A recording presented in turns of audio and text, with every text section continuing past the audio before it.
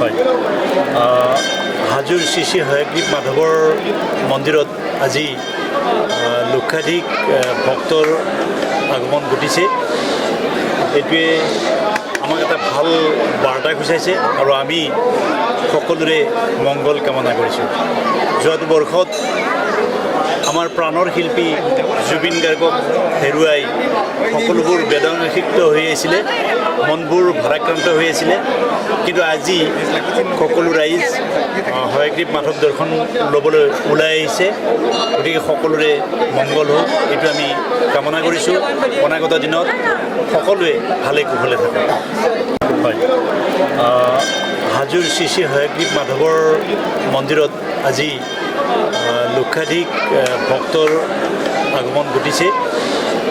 এইটোৱে আমাক এটা ভাল বাৰ্তা সূচাইছে আৰু আমি সকলোৰে মংগল কামনা কৰিছোঁ।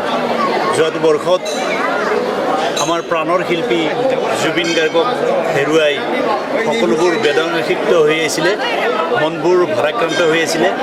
কিন্তু আজি সকলো ৰাইজ